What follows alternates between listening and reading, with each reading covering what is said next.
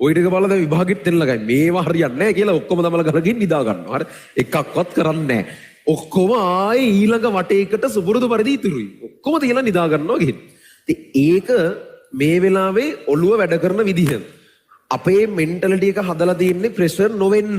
අපේ ඔළුව පුළුවන් තරම් හදලා තියෙන්නේ අපි ප්‍රෙෂර් වෙනකොට ඒකෙන් ඩිස්ට්‍රැක්ට් කරන්න. අපිව වෙන ලෝකෙට ඇදලා දාන්න. එක්ක නිදි කරවන්න නැත්නම් ෆෝන් එකේ මොකක් හරි ඔහේ ඔබ ඔබ ඉන්න.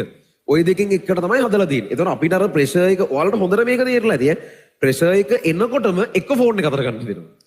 මොකක් හරි කරන්න හිතෙනවා. කිසිම දෙයක් නැහැ ඒකේ කරන්නත් තව ඒත් ගන්න හිතෙනවා මයි නෑ මොනවා හරි කරන්න. නැත්තම් දමල ගහලකින් නිදා ගන්න හිතෙනවා. ওই දෙක තමයි හිතෙන්නේ. ඒ ඔළුව කරන්නේ අපිව මේන් ෆෝකස් එකෙන් අයින් කරලා වෙන කොහෙට හරි නොමග යවනවා. මොකද අපි ප්‍රෙෂර් වෙලා ඉන්න නිසා. මොකද මොලේ බලන්නේ මේ යකා මේ අවුරුදු 30 40ක් ජීවත් වෙලා මරණ එකේ සමහරකට හිට මෙරෙන්නත් ඉඩ තියෙනවා. අපි දන්නේ නැහැ. හරිද? එතකොට උගේ අදහස වෙන්නේ ඉන්න වෙලාවේ ප්‍රෙෂර් එක අඩුවෙන් ඉන්න එක. උට තේරෙන්නේ නැහැ අපි මෙන්න මෙහෙම පොඩි කියන්නේ ඉන්න වෙලාවේ ප්‍රෙෂර් එක අඩු වෙන්න මේ වෙලාවේ යම් ප්‍රෙෂර් එකක් ගත යුතුයි.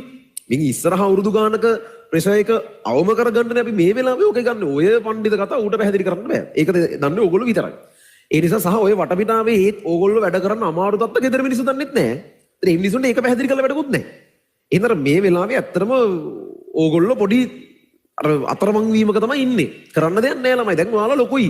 දැන් ඒවට ෆේස් කරන්න. දැන් ඒවට මූණ දෙන